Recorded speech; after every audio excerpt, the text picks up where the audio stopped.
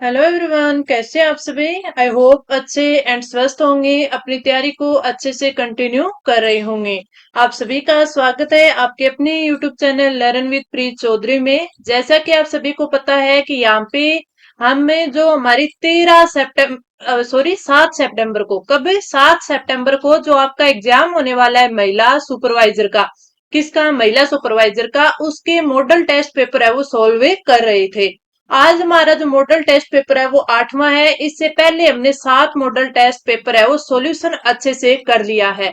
जैसा कि आपके सिलेबस में दिया गया है, आपका चाहे राजस्थान, इंडिया और वर्ल्ड हिस्ट्री हो या फिर ज्योग्राफी हो, वहीं आपके इंडिया और राजस्थान का पॉलिटी और इको, आपके हिंदी के भी, कंप्यूटर के भी, साइंस के भी, मैथ और रीजनिंग के सारे सब्जेक्ट है उनके हर एक के 2 से 3 क्वेश्चन है वो हमें हर रोज यहाँ पे डिस्कस करते हैं, अच्छे से उनका सॉल्यूशन करते हैं। और आपने क्वेश्चंस का लेवल देखा होगा, जैसा कि आपके एग्जाम में आता है डिटो वैसे ही क्वेश्चन आपको यहाँ पे प्रोवाइड करवाए जाते हैं। सिर्फ फर्क कितना है कि आपके एग्जाम में आप सभी को पता है कि 5वां ऑप्शन भी आएगा, लेकिन इसमें मैंने 5वां ऑप्शन आपको नहीं दिया है। 5वां ऑप्शन यानी ई ऑप्शन। ठीक है। पहले मैंने आपको जब हमारा ये महिला सुपरवाइजर का जो 13 जुलाई को एग्जाम हुआ था उसमें मैंने बोला है कि ई ऑप्शन पर आपको बिल्कुल भी ध्यान नहीं देना। लेकिन जब ये आपका 7 सितंबर को एग्जाम होगा, इसमें आपके नेगेटिव मार्किंग है 1/3 नेगेटिव मार्किंग है। तो आपको ध्यान देना है कि अगर आपको जो क्वेश्चन नहीं आता उसको खाली तो नहीं छोड़ना, लेकिन आपको 5वां या फिर जो ई ऑप्शन दिया होता है वो आपको फिल करना है। तो इस चीज का आपको अच्छे से ध्यान देना है। आज का हमारा 8वां टेस्ट पेपर है। इससे पहले हमने 7 कर लिए, तो अगर किसी बच्चे ने ये 7 क्लासेस नहीं ली है तो इसे जरूर ले लेना। तो चलिए क्लास स्टार्ट करते हैं। और हमारा फर्स्ट क्वेश्चन आपके करंट अफेयर का है। हाँ, एक चीज और मैं आपको बताना चाहूंगी। काफी सारे स्टूडेंट है मेरे को मैसेज कर रहे थे टेलीग्राम पर कि मैडम इसमें करंट अफेयर है वो नहीं दिया हुआ, सिलेबस में करंट अफेयर नहीं दिया हुआ ना, लेकिन क्या हमें ये पढ़ना चाहिए, हमारे एग्जाम में ये आएगा। पहली बात तो ये देखिए कि ये काफी सारे जो बच्चे उन्होंने 13 जुलाई वाला एग्जाम दिया है, अब उन्होंने कल ही है वो छात्रावास अधीक्षक वाला एग्जाम दिया है। अब आप एलडीसी दोगे, सब में आप करंट अफेयर पढ़ रहे हो ना, तो अब इसको छोड़ना नहीं है आपको। 7 सितंबर तक भी है करंट अफेयर पढ़ना है। क्यों? क्योंकि आप इसका प्रीवियस ईयर पेपर देखोगे तो उसमें 5 से 6 क्वेश्चन है ना आपके करंट अफेयर के आई है। और उसी सिलेबस में जो 2018 वाला सिलेबस था ना, उसमें भी करंट अफेयर नहीं दिया हुआ था, लेकिन उसमें आपके क्वेश्चन कितने बने थे? 5 से 6 बने थे। तो आप देख लो आपको करंट अफेयर पढ़ना है कि नहीं पढ़ना है। इसलिए मैं आपको टेस्ट सीरीज में भी करंट अफेयर के हैं वो 5 से 6 क्वेश्चन है वो प्रोवाइड करवा रही हूँ। यहाँ पर भी मैं जो आपको मॉडल टेस्ट पेपर करवा रही हूँ तो उसमें भी 1 से 2 क्वेश्चन आपके करंट अफेयर के करवा रही हूँ। तो काफी अच्छे आपको स्कोर इसमें करने को मिलेगा। अभी आपको हर एग्जाम के लिए आप करंट अफेयर पढ़ ही रहे हो तो इसको अभी मत छोड़ना। फर्स्ट क्वेश्चन है हमारा, मुख्यमंत्री बालिका संबल योजना के बारे में असत्य कथन है वो हमें बताना है। इसके तहत दी जाने वाली राशि को 10,000 रुपए से बढ़ाकर 30,000 रुपए कर दिया गया है। योजना के तहत पहली व दूसरी बालिका के जन्म पर और उसके बाद नसबंदी करवाने की स्थिति में यह राशि दी जाएगी। उद्देश्य क्या है कि समाज में लिंग भेद उन्मूलन और बालिका के जन्म को प्रोत्साहित करना। उपयुक्त सभी सत्य कथन है। तो मालिक बालिका जो संबल योजना है मुख्यमंत्री, वो इसमें ये चारों के चारों कथन सही है, यानी ऑप्शन डी आपका सही हो जाएगा।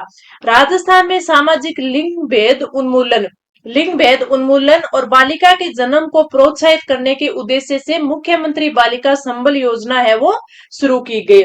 इसके तहत जो दी जाने वाली राशि है वो 10,000 से बढ़ाकर कितने रुपए कर दी गई है? 50,000 कर दी गई है। कितने कर दी गई है आपके? सॉरी, 30,000 कर दी गई है। कितने? 30,000। इसको राशि को आप याद रखना, पहले ये 10,000 थी, अब 30,000 कर दी गई है, तो ये आपके लिए इंपॉर्टेंट है। योजना के तहत पहली व दूसरी बालिका के जन्म पर और उसके बाद नसबंदी कराने की स्थिति में ये जो राशि है वो दी जाएगी। तो तीनों कथन सही है, तो राइट आंसर आपका ऑप्शन है डी हो जाएगा। आगे बढ़ते हैं जो कि आपका कंप्यूटर साइंस का क्वेश्चन है। और आपको पता है कि आपके कंप्यूटर के 15 क्वेश्चन आने वाले हैं, यानी 23 नंबर का कंप्यूटर आपका रहेगा। काफी इंपॉर्टेंट पार्ट है इसका। देखते हैं निम्न में से कौन सा एक एक्सेल के चार्ट का प्रकार नहीं है, यानी जब अपन एक्सेल का यूज करते हैं तो इसमें कौन सा एक ऐसा चार्ट है जो कि वहां पर इसमें नहीं होता। अगर अपने देखें तो आपका जो राइट आंसर है वो क्या होना चाहिए, एक चीज और देखना कि जो आपका एक्सेल है, वर्ड है, एक्सेल है, ठीक है, पावर पॉइंट है, तो इनके जो बेसिक बेसिक क्वेश्चन है ना वो एक बार आप कवर कर लेना। क्यों? क्योंकि जो आपके इसमें जो बेसिक वाले क्वेश्चन है ना वो आपसे पूछे जा सकते हैं। क्यों? क्योंकि बेसिक में आ जाता है, फिर आपसे हार्डवेयर और आपके बारे सॉफ्टवेयर सॉफ्टवेयर के बारे में, एप्लीकेशन सॉफ्टवेयर के बारे में, तो इनके बारे में भी आपसे क्वेश्चन पूछा जा सकता है। आपके कंप्यूटर की जो पीढ़ियां हैं कि कितनी पीढ़ी, यानी आपके 5 पीढ़ियों की कंप्यूटर की है तो वो आपसे पूछी जा सकती है। ठीक है, तो इन चीजों को ध्यान रखना। राइट आंसर आपका ऑप्शन है फोर्थ हो जाएगा। आगे बढ़ते हैं, अगला अपना क्वेश्चन है कि प्रेजेंटेशन या स्लाइड शो है वो किस प्रकार का प्रोग्राम है। अभी मैंने बताया ना कि आपको एमएस वर्ड, एमएस एक्सेल और एमएस पावर पॉइंट तीनों के जो बेसिक क्वेश्चन है ना वो अच्छे से कर लेना। क्योंकि इनसे आप देखना एक के दो क्वेश्चन तो जरूरी बनेगा हर एक टॉपिक से, चाहे एमएस वर्ड हो, एक्सेल हो या फिर पावर पॉइंट हो। तो प्रेजेंटेशन या स्लाइड शो जो प्रोग्राम होता है वो एमएस पावर पॉइंट में होता है। ठीक है, पावर पॉइंट में पर कोई प्रेजेंटेशन तैयार कर सकते हैं, स्लाइड ही तैयार करनी हो तो वो पावर पॉइंट में तैयार करते हैं। तो राइट आंसर अपना क्या हो जाएगा, ऑप्शन है फोर्थ हो जाएगा। अब अपन बढ़ते हैं आगे, और आगे बढ़ने से पहले अपनी टेस्ट सीरीज देख लेते हैं। किसी भी स्टूडेंट को अगर अपनी टेस्ट सीरीज चाहिए तो मात्र 199 रुपए में आपको उपलब्ध करवाई जा रही है। और सबसे खास बात इसकी ये है कि इसमें आपको सॉल्यूशन है वो पीडीएफ फॉर्म में दिया जा रहा है। ज्यादातर बच्चों को ये ज्यादा पसंद आने का कारण ही एकमात्र ये है कि आपको ये पीडीएफ फॉर्म में उपलब्ध करवाया जा रहा है। और हर एक स्टूडेंट का फीडबैक यही आ रहा है कि मैम इस टेस्ट सीरीज में जो हमें पीडीएफ प्रोवाइड करवाई जा रही है वो हमारे लिए हेल्पफुल है। क्यों? क्योंकि लास्ट टाइम में जब हमारा एग्जाम का रिवीजन होगा तो उसमें हम हर टेस्ट का रिवीजन अच्छे से कर पाएंगे। क्यों? क्योंकि अगर हम जो टेस्ट सीरीज लेते हैं, ऑनलाइन टेस्ट करते हैं, तो उसमें जो सॉल्यूशन उस टाइम तो देख लेते हैं लेकिन लास्ट टाइम में उसका रिवीजन नहीं कर पाते, तो उसलिए ये इम्पोर्टेंट आपके लिए काफी है। तो काफी सारे स्टूडेंट हमारे साथ इस टेस्ट सीरीज के लिए जुड़े हैं। अगर आप भी जुड़ना चाहते हैं, आप भी अपनी तैयारी को और बेहतर बनाना चाहते हैं, तो आप ये टेस्ट सीरीज है वो बाय कर सकते हैं। इसके लिए आप टेलीग्राम पर @preetclasses05 पर मैसेज करना, आपको सारी चीजें हैं वो आप डिस्कस कर सकते हो। अभी हम जो मॉडल पेपर 8वां कर रहे हैं उसकी पीडीएफ के लिए और हमारे इस चैनल पर जो भी आपको क्लासेस प्रोवाइड करवाए जाते हैं उनकी पीडीएफ या फिर कोई भी वैकेंसी से रिलेटेड, एग्जाम से, आंसर की से, रिजल्ट से रिलेटेड कोई भी अपडेट होती है तो वो आपको लर्न विद प्रीत चौधरी इस टेलीग्राम चैनल पर प्रोवाइड करवाई जाती है। तो आप ये भी ज्वाइन कर लेना। अब अपन बढ़ते हैं अगले क्वेश्चन पर, और अगला क्वेश्चन भी हमारा क्या है, हमारा क्वेश्चन है आपका इसका कंप्यूटर का।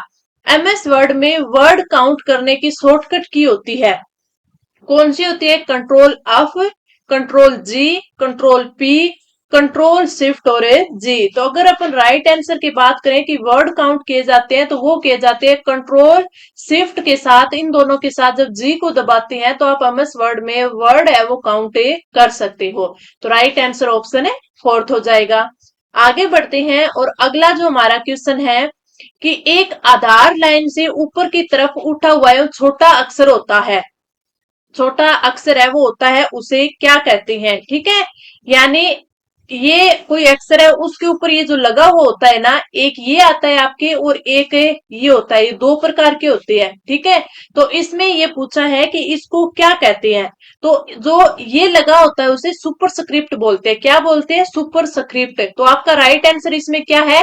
कैप कैप स्क्रिप्ट, राइज्ड, आउटलाइंड और सुपर स्क्रिप्ट। तो राइट आंसर ऑप्शन है फोर्थ हो जाएगा। इंपॉर्टेंट क्वेश्चन है, काफी बार पूछा जाता है। यानी जब आप किसी भी कोई अक्षर होता है, कोई आपका शब्द होता है या फिर कोई अंक होता है, उस पर आप जैसे कोई भी आप स्क्वायर लगाते हो, घात लगाते हो, ये चीजें लगाते हो ना, तो इसमें क्या होता है, इसे सुपर स्क्रिप्ट कहा जाता है। आपके वर्ड में ये चीजें होती है, तो इसका आप ध्यान रख लेना। ठीक है, आउटलाइन की बोल दे तो आपके यहाँ जो कोई भी अक्षर लिखा होता है उसके नीचे आउटलाइन लगानी होती है। ठीक है, अब अपन बढ़ते हैं आगे, और आगे हमारे इंडिया पॉलिटी का क्वेश्चन आता है, काफी इंपॉर्टेंट है। इसकी बात करें तो हमें क्या दिया गया है कि भारतीय राजनीति में जाति की भूमिका के संदर्भ में निम्नलिखित में से कौन से कथन कूट या फिर सत्य है। तो इसमें हमें 4 कूट यानी 4 कथन दिए गए हैं, उनमें से नीचे कूट दिया गया वो हमें चुनना है कि कौन कौन से सही है। अगर इसमें बात करें कि निर्णय प्रक्रिया में जाति की भूमिका, सही लगा मेरे को। राजनीतिक दलों में जातिगत आधार आधार पर प्रत्याशियों का निर्णय नहीं, जातिगत आधार पर मतदान व्यवहार, जाति के आधार पर राजनीतिक अभियानों का उद्देश्य।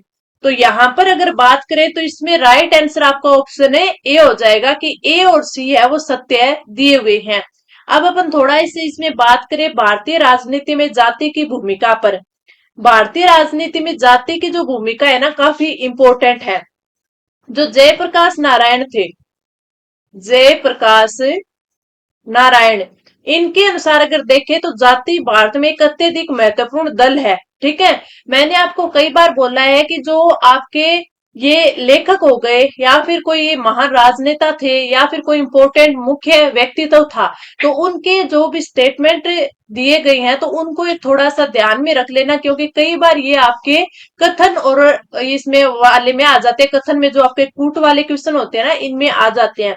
जैसे अभी आया कि जयप्रकाश नारायण के अनुसार जाति क्या है, जाति एक भारत में महत्वपूर्ण क्या है, दल है, महत्वपूर्ण दल है। तो ये आपसे पूछा जा सकता है।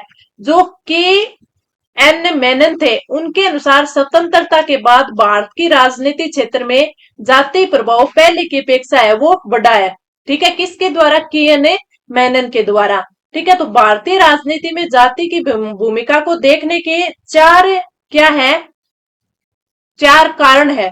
ठीक है, जिसमें से हमने इन पे बात किया है। जिसमें पहला मैं अगर बताऊं तो निर्णय प्रक्रिया, जो हमें हमने दिया है ना कि निर्णय प्रक्रिया में जाति की भूमिका है, तो ये बिल्कुल सही है। निर्णय प्रक्रिया में जाति की भूमिका है, किस प्रकार है, तो आप देखो कि भारत में जाति आधारित संगठित संगठन होते हैं, शासन के निर्णय प्रक्रिया को प्रभावित करने का प्रयत्न करते हैं। तो बिल्कुल सही बात है, जो जातीय संगठन होते हैं वो राजनीति में क्या है, वो आपकी जो भूमिका है वो निर्णय प्रक्रिया है उसको प्रभावित करते हैं। फिर अगर अपन बात करें राजनीतिक दलों में जातिगत आधार पर प्रत्याशियों का निर्णय, अगर इनकी बात करें तो राजनीतिक दल अपने प्रत्याशियों के चयन करते समय जातिगत समीकरण को ध्यान में रखकर निर्णय लेता है। ठीक है, जातिगत आधार पर मतदान व्यवहार की बात करें तो ये भी आपका होता है कि भारत में मतदान व्यवहार में जातिगत भावनाएं वो प्रबल रूप से कार्य करती है, आप सभी को पता है। जाति के आधार पर राजनीति अभियानों का उद्देश्य, इसकी बात करें तो ये भी होता है। तो आपका जो राइट आंसर है वो क्या हो जाएगा, ऑप्शन ए फर्स्ट हो जाएगा। आगे अपन बढ़े तो अगला हमारा क्वेश्चन है कि मूल कर्तव्य के संदर्भ में निम्नलिखित कथनों पर विचार कीजिए। मूल कर्तव्य अवाद योग्य है, इन्हें लागू कराने के लिए कोई व्यक्ति है वो न्यायपालिका में नहीं जा सकता। भारत के संविधान में मूल कर्तव्य सोवियत संघ रूस के संविधान से प्रेरित है। माता पिता या संरक्षक अपने 6 से 14 वर्ष तक की आयु वाले बच्चे को शिक्षा के अवसर प्रदान करेंगे। इसमें से जो सही कथन है ना वो हमें चुनना है। अगर अपन देखें मूल कर्तव्यों के बारे में बात करें तो आपका राइट आंसर कौन सा होना चाहिए, ये आपके सोवियत संघ रूस से लिए गए हैं। बिल्कुल सही बात है ना, सही है। माता पिता या संरक्षण अपने 6 से 14 वर्ष तक की आयु वाले बच्चे को शिक्षा के अवसर प्रदान करेंगे, ये भी सही है। मूल कर्तव्यों की बात करें तो मूल कर्तव्यों का उल्लेख है वो हमारे मूल संविधान में नहीं था। एक चीज का तो आपको ये याद रखना है। ठीक है, बाद में अगर आप देखें कि जो दुनिया के अधिकांश उदारवादी लोकतांत्रिक देश थे ना उसमें भी संविधान में मूल कर्तव्यों का उल्लेख है वो नहीं था। ठीक है, एक चीज हमें याद रखनी है कि सोवियत संघ यानी रूस से है वो इस मूल कर्तव्यों को लिया गया है। कब लिया गया था, 86वें संविधान संशोधन 2002 में। ठीक है, एक नया मूल कर्तव्य भी जोड़ा गया था और वो कौन सा था, वो जोड़ा गया था 6 से 14 वर्ष तक की आयु वाले बच्चों को शिक्षा के अवसर प्रदान करना। हाँ, एक चीज ये याद रखना कि मूल कर्तव्य अवाद योग्य है, लेकिन जब व्यक्ति ने अपने मूल कर्तव्य का उल्लंघन किया हो तो न्यायपालिका उसके मूल अधिकारों को सीमित या प्रतिबंधित कर सकती है। ये चीज ध्यान रखना। तो आपके बी और सी सही दे रखे हैं, बी और सी सही है, तो राइट आंसर क्या हो जाएगा, ऑप्शन ए 2 हो जाएगा। इन चीजों को आपको ध्यान रखना है। अगला जो क्वेश्चन है कि महाधिवक्ता के संदर्भ में निम्नलिखित कथनों पर विचार कीजिए। यह राज्य सरकार का कानूनी सलाहकार होता है क्या, होता है। मंत्रिपरिषद की सलाह पर महाधिवक्ता की नियुक्ति राज्यपाल करता है, ये भी सही है, यानी दोनों सही है। तो राइट आंसर ऑप्शन है थर्ड आ जाएगा। एक चीज याद रखना, जो संविधान का भाग 6 है, कौन सा भाग 6, उसके अनुच्छेद 165 में है, वो महाधिवक्ता दिया गया है। महाधिवक्ता राज्य का सर्वोच्च कानून अधिकारी होता है, तो ये भी आपको याद रखना है, सर्वोच्च कानून अधिकारी, कानून अधिकारी होता है। तो राइट आंसर हमारा ऑप्शन है थर्ड हो जाएगा। आगे अपन बढ़े और अगला अपना क्वेश्चन है, वो आता है कि राजस्थान ग्रामीण जल प्रदाय एवं फ्लोरिसिस निराकरण परियोजना किस अंतरराष्ट्रीय संस्था द्वारा वित्त पोषित थी या है। ठीक है, अगर इसकी बात करें तो ये जो परियोजना है वो कहां पर थी, ये नागौर में चलाई गई थी। क्यों चलाई गई थी, राजस्थान ग्रामीण जल प्रदाय फ्लोरिसिस निराकरण, यानी यहाँ का जो पानी है वो जो क्या है फ्लोरोसिस से था, फ्लोरो उसमें फ्लोरो ज्यादा था। अब एक चीज याद रखना, आप राजस्थान में अगर कोई भी जल जल से संबंधित कोई भी आपके क्या आ जाती है, आपकी योजना आ जाती है, ठीक है, कोई भी योजना आ जाती है तो उसमें आप याद रखना ज्यादातर आपके क्या आएगा, ये आएगी JICA, JICA यानी जापान अंतरराष्ट्रीय कोऑपरेशन एजेंसी। तो राइट आंसर ऑप्शन है थर्ड आ जाएगा। ठीक है, राइट आंसर क्या है, इसको जायका भी बोलते हैं, लेकिन आपको याद रखना है इसका फुल फॉर्म जापान अंतरराष्ट्रीय कोऑपरेशन एजेंसी। फ्लोरोसिस निवारण परियोजना थी, ये कहां पर, नागौर में चलाई गई थी। तो राइट आंसर इसका क्या आ जाएगा, राइट आंसर आपका आ जाएगा ऑप्शन है थर्ड। आगे बढ़े, अगला अपना है, व्यापार की किस प्रक्रिया में ग्राहक आपस में ऑनलाइन खरीद बिक्री करते हैं, B2B, C2C, B2C और G2C। अगर अपन राइट आंसर की बात करें तो आपका राइट आंसर होता है कंज्यूमर टू कंज्यूमर, यानी राइट आंसर ऑप्शन है टू। अर्थात क्या होगा, कंज्यूमर टू कंज्यूमर की इस प्रक्रिया में जो ग्राहक होता है वो आपस में ऑनलाइन संपर्क करते हैं और ऑनलाइन संपर्क के आधार पर वस्तुओं की खरीद बिक्री करते हैं। वस्तुओं तथा सेवाओं का इंटरनेट के माध्यम से क्रय और विक्रय कर रहे हैं, और विक्रय करना है वो क्या होता है, ई वाणिज्य। ये वाणिज्य होता है या इलेक्ट्रॉनिक वाणिज्य कहलाता है। इंटरनेट आधारित व्यापार जहां वस्तुओं और सेवाओं का क्या किया जाता है, उनकी खरीद की जाती है, बिक्री की जाती है। इंटरनेट आधारित प्रणाली के माध्यम से इसको सक्षम बनाया गया था। सरल शब्दों में ऑनलाइन शॉपिंग है वो क्या है, ई कॉमर्स है। ऑनलाइन शॉपिंग ही क्या है, ई कॉमर्स है। अगर अपन बात करें जैसे अमेजन हो गया, फ्लिपकार्ट हो गया, वॉलमार्ट हो गया, बिग बास्केट हो गया, अलीबाबा, पेटीएम, आपके मंत्रा, ये सारी क्या है, ई कॉमर्स कंपनियां हैं जो व्यापक स्तर पर पहुंच बनाए हुए हैं, अपने ग्राहकों तक आसानी से सामान को पहुंचाते हैं। तो आपका जो राइट आंसर हो जाएगा वो क्या हो जाएगा, ऑप्शन है टू, कंज्यूमर टू कंज्यूमर। आगे देखें कि जिस बजट में विगत व्ययों को आधार नहीं बनाया जाता वो है आम बजट, निष्पादन बजट, आउटकम बजट और जीरो बेस बजट। अगर इसमें राइट आंसर की अपन बात करते हैं तो आपका जो राइट आंसर हो जाएगा वो हो जाएगा जीरो बेस बजट, ऑप्शन है फोर्थ। शून्य आधारित बजट प्रणाली व्यय पर अंकुश लगाने की एक तार्किक प्रणाली है। क्या है, तार्किक प्रणाली है, इसको भी ध्यान रखना। क्या, शून्य आधारित बजट है। इस प्रणाली में होता है क्या है कि इसमें जो विगत व्यय होते हैं उनको आधार नहीं बनाया जाता, यानी कि जो विगत व्यय है उनको भावी व्यय के तर्क के रूप में स्वीकार नहीं किया जाता। इंपॉर्टेंट चीज है, राइट आंसर ऑप्शन है फोर्थ हो जाएगा। आगे बढ़ते हैं और आगे जो आपका क्वेश्चन है वो कौन सा है, क्वेश्चन आता है आपका मैथ का, जिसमें आपको परसेंटेज का क्वेश्चन दिया है कि एक चुनाव में दो उम्मीदवार थे, इसमें मतदाता सूची में 10% मतदाताओं ने अपने मताधिकार का प्रयोग नहीं किया। कुल डाले गए मतों के 10% मत अवैध घोषित कर दिए गए। सफल उम्मीदवार कुल वैध मतों के 54% मत प्राप्त करके इतने मतों से जीत गए, यानी 54% है वो कितने हो गए, इतने हो गए। ठीक है, अब अपन को चीज क्या देखनी है, शुरू से देखना है, दो उम्मीदवार थे, इसमें मतदाता सूची में 10% मतदाताओं ने अपने मतदार का उपयोग है वो नहीं किया, यानी कितने थे, टोटल 100 थे, उसमें से 10 ने अपना मताधिकार नहीं किया, तो किसने किया, 90 ने किया। ठीक है, फिर देखते हैं वेद मत। वेद मत, इसने क्या बोला है, कुल डाले गए मतों के 10% मत है वो अवैध घोषित कर दिए गए, यानी 90% डाले गए थे, उसमें से ही 90 है, 90 बचे थे, क्यों 10 तो अवैध हो गए। तो इसमें अगर अपन बात करें तो कितने आ जाएंगे, यानी 81% है वो वेद मत थे। ठीक है, अब इसमें देखें, अब अपन आगे बढ़ते हैं। 81 में से इसने क्या बोला है, सफल उम्मीदवार कुल वेद मतों के 54% मत प्राप्त करके, यानी 54% है वो, तो कितने हैं 54, तो इसमें क्या है वेद है, बचने कितने 46, 46।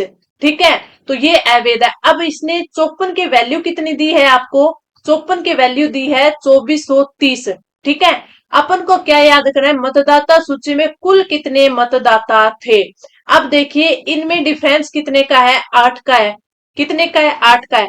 तो अपन लिख सकते हैं ना 2430 इंटू 81 टोटल थे, इंटू 8/100 और इंटू 100, कितना आ जाएगा अपने पास, टोटल आ जाएगा, टोटल आ जाएगा। तो अपने इसमें से इसको सोल्व करेंगे, आप खुद भी सोल्व करके देख लेना, सोल्व करोगे तो क्या आ जाएगा, इसमें आ जाएगा 37,500, राइट आंसर ऑप्शन है फर्स्ट आ जाएगा, राइट आंसर क्या आ जाएगा आपका, ऑप्शन है फर्स्ट आ जाएगा। इसमें कुछ भी चीज समझ में नहीं आई है तो आप कमेंट करके पूछ सकते हो। आई होप आपको अच्छे से समझ आ गया होगा।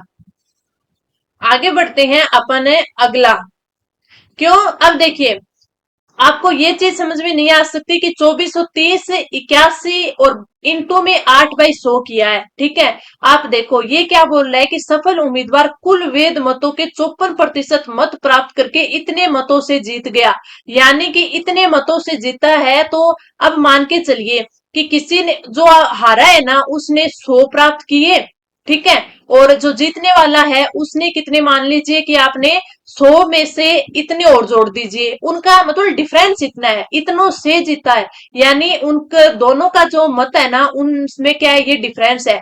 तो एक ने 54 प्राप्त किए, एक ने 46 प्राप्त किए, डिफरेंस कितने का, 8 का है। तो ये 8 की वैल्यू कितने है, 2430 है। 8 की वैल्यू अपन को इतनी दे रखी है, अपन को किसकी 81 की वैल्यू ज्ञात करनी है, तो ये अपन ने लिखा है। अभी आपको अच्छे से समझ आ गया होगा। अब अपन बढ़ते हैं आगे, और अगला जो क्वेश्चन है वो आपकी रीजनिंग का है कि आकृति दी गई है और कौन सी आकृति पेड़, कागज और किताब के संबंध को प्रदर्शित करती है, इनका संबंध है वो प्रदर्शित करती है। अब आप देखो कि पेड़ होता है, हमें पता है पेड़ से क्या बनता है, कागज बनता है, ठीक है, और कागज से क्या बनती है, किताब बनती है। तो अब इसमें देख लो, पहले में तो दो एक है, एक अलग है, नहीं भी, ये तो होगा ही नहीं। अब इसमें देखें, ये तीनों ही अलग अलग दे दी, थर्ड में ये भी नहीं होगा, ये भी नहीं होगा, होगा कौन सा, ऑप्शन है टू हो जाएगा। टू कैसे हो जाएगा कि जो ये बड़े वाला है ना ये तो है पेड़, ठीक है, पेड़ से क्या बना, कागज बना, तो अंदर क्या होगा, कागज, और कागज से क्या बनी, बुक बनी, किताब बनी, तो अंदर क्या होगी, किताब। तो ये आपका राइट आंसर है टू हो जाएगा। अच्छे से समझ आ गया। अब अपन बढ़ते हैं आगे, और अगला क्वेश्चन है वो आपको जनरल साइंस का दिया गया है, और जनरल साइंस का क्या क्वेश्चन दिया गया है कि फल एवं सब्जियों की वानस्पतिक नाम के संबंध में कौन सा युग्म है वो सही दिया गया है, ये हमें पहचानना है, ये भी पहचानना है। खीरे का दिया गया रेफनस सेटावाइस, प्याज का दिया गया एलियम सेपा, खरबूजा का क्या दिया गया है, इसका दिया गया कुकुमिस सेटावस, तरबूज का मोमोडिका चर्निसिया। अब अगर अपन देखें तो राइट आंसर क्या हो जाएगा, जो रेफनस सेटाइवस है, ये किसका नाम होता है, रेफनस सेटाइवस है, ये मूली का नाम होता है। तो आपका फर्स्ट तो सही नहीं होगा। अगर एलियम सेपा की बात करें तो ये प्याज का होता है, तो इसमें ये राइट दे रखा है, तो राइट आंसर ऑप्शन टू हो जाएगा। अब हम जैसा कि सॉल्यूशन कर रहे हैं तो हमें इन दोनों का भी पता होना चाहिए कि ये किस किस के हैं। अब कुकुमिस सेटाइवस की बात करें तो ये किसका, ये खीरा का होता है, किसका होता है, खीरा, खीरा का क्या नाम होता है, कुकुमिस सेटाइवस। अभी अपन बात करें मोमोर्डिका चरनेसिया, तो ये करेले का होता है, करेले का वानस्पतिक नाम होता है। तो आपको भी चारों ही याद हो गए, राइट आंसर ऑप्शन है बी आ जाएगा। आगे बढ़ते हैं, अगला जो आपका साइंस का क्वेश्चन है कि वर्ष 1978 में सफलतापूर्वक जन्म लेने वाले प्रथम परखनली शिशु का नाम में रखा गया था, क्या नाम रखा गया था, Lucy brown, Durga, Elna Stewart और लक्ष्मी। तो आपका जो राइट आंसर हो जाएगा वो क्या हो जाएगा, ऑप्शन ए। जो फर्स्ट परखनली शिशु था उसका नाम था लुइस जोए ब्राउन। जोए ब्राउन यानी लूसी ब्राउन मान सकते हैं आप। तो राइट आंसर ऑप्शन ए हो जाएगा। 25 जुलाई 1978 में, 25 जुलाई 1978 में है वो, इसका जन्म ब्रिटेन में हुआ था। और अगर आपसे पूछ ले कि भारत की प्रथम, अगर आपसे भारत की फर्स्ट पर्सनल शिशु पूछ ले तो वो कौन सी थी, वो हर्षा थी। तो ये भी आपको याद रखना है। इनका जन्म है वो 1986 में हुआ था। इनका जन्म कब हुआ था, 1986 में हुआ। दोनों को याद रखना है, विश्व की या फर्स्ट पर्सनल शिशु लुइस जोए ब्राउन, और अगर भारत की फर्स्ट पूछ ले तो हर्षा 1986 में, और लुइस जोए ब्राउन का 25 जुलाई 1978 को जन्म हुआ। राइट आंसर ऑप्शन है ए हो जाएगा। आगे बढ़ते हैं और अगला अब अपन क्वेश्चन आते हैं हिंदी के, जिसमें अगर हम बात करें, फर्स्ट क्वेश्चन दिया गया है कि किस समूह में सभी शब्द है वो संधि युक्त है, यानी सभी की संधि बन सकती है। नीमड़ी दुर्जन निश्चल, तो दुर्जन निश्चल की बन सकती है लेकिन इसमें नहीं। साकार सरोज मयूर, देवेंद्र निशित संकुल, मनोज नरेश देवर्षि। देखते ही पता चल रहा है राइट आंसर ऑप्शन है डी हो जाएगा। डी के सभी शब्दों में संधि बन रही है। मनोज में देखे तो इसमें कौन सी है, विसर्ग संधि है। मनोज में विसर्ग संधि है। नरेश की बात करें, गुण संधि, आप सभी को पता है ना, गुण संधि में ऊपर एक मात्रा आती है, गुण संधि है। वहीं अगर देवर्षि की बात करें तो देवर्षि में भी कौन सी संधि है, गुण संधि है। अगर अपन ने और देखे, जैसे दुर्जन है तो दुर्जन में हो गया, निश्चल में हो गया, सरोज में हो गया, इन सब में कौन सी है, विसर्ग संधि है। इन सब में कौन सी है, विसर्ग संधि है। क्या है, विसर्ग संधि है। और अगर देखें साकार तो इसमें कौन सी है, दीर्घ संधि है। देवेंद्र की बात करें तो देवेंद्र में कौन सी है, गुण है। और इसमें और संकुल है तो संकुल में कौन सी है, संकुल में व्यंजन है। देखते ही पता चल रहा है, ठीक है। और जो ये नीमड़ी हो गया, इसके साथ साथ मयूर हो गया या निश्चित हो गया, तो इन शब्दों में कोई भी संधि नहीं है। तो ये भी आपको याद रखना है। राइट आंसर ऑप्शन है डी। आगे बढ़ते हैं। अगला क्वेश्चन अपन को समास से संबंधित है कि कपीश्वर शब्द में कौन सा समास है। कपीश्वर शब्द में कौन सा समास है, तो इसकी बात करें तो राइट आंसर ऑप्शन ए हो जाएगा, बहुब्रीहि समास है। कपीश्वर यानी वह जो कंपियों के ईश्वर है, वह जो कंपियों के ईश्वर है। और कंपियों का अर्थ क्या होता है, कंपियों का अर्थ होता है वानरों के, और वानरों के ईश्वर कौन है, हनुमान। तो ये कौन सा हो गया, ये बहुब्रीहि हो गया। तो याद रखना, कपीश्वर यानी जो कंपियों के ईश्वर है, यानी कि वानरों के ईश्वर है, और वो कौन है, हनुमान। तो हमें ये भी पता चल गया कंपियों क्या होता है, वानर को बोला जाता है। तो राइट आंसर ऑप्शन फर्स्ट। आगे बढ़ते हैं अगला क्वेश्चन कि निम्नलिखित में से किस शब्द का निर्माण है वो आ उपसर्ग से नहीं हुआ। आ उपसर्ग से नहीं हुआ। सबसे पहले आच्छादन, आचमन, आविर्भाव, आभूषण। अगर अपन बात करें तो इसमें जो आपका राइट आंसर हो जाएगा वो हो जाएगा ऑप्शन सी, आविर्भाव। आविर्भाव की बात करें तो इसमें आवि विसर्ग ये उपसर्ग है, प्लस में भाव, यानी इसमें कौन सी विसर्ग संधि है, विसर्ग संधि है, ठीक है। अब अपन देखें आच्छादन। आच्छादन में कौन सा है, आ उपसर्ग है और ए प्लस में छादन, इसमें व्यंजन संधि है। आचमन की बात करें तो इसमें आ प्लस चमन, आ प्लस से चमन, आ उपसर्ग हो गया। आभूषण की बात करें तो आ प्लस भूषण, आ प्लस भूषण। याद रखना, कई बार उपसर्ग में आप संधि है वो याद कर लेते हो, क्यों, क्योंकि उपसर्ग वाले टॉपिक में भी संधि इंपॉर्टेंट होती है। जैसे आच्छादन, आच्छादन में कौन सी संधि आपके, इसमें आपके व्यंजन संधि है। तो इस प्रकार आपको सही से इनको सारों को मिक्स करके पढ़ना है, तभी आप क्वेश्चन है वो सही कर पाओगे। तो राइट आंसर ऑप्शन है सी हो जाएगा। ये आज हमने 8वें टेस्ट के इंपोर्टेंट 18 क्वेश्चन किए। आपको क्लास कैसी लगी कमेंट करके जरूर बताना। अच्छी लगी तो लाइक एंड चैनल को सब्सक्राइब जरूर करना, अपने दोस्तों के साथ शेयर जरूर करना। और आपको टेस्ट सीरीज परचेज करनी हो तो आपको बता ही दिया कि टेलीग्राम चैनल पर आप टेलीग्राम पर जाओगे @प्रीत क्लासेस 05 पे सर्च करोगे, वहां पर आप डिस्कस कर सकते हो। चलिए अब अपन अगले टेस्ट में मिलते हैं, तब तक के लिए धन्यवाद।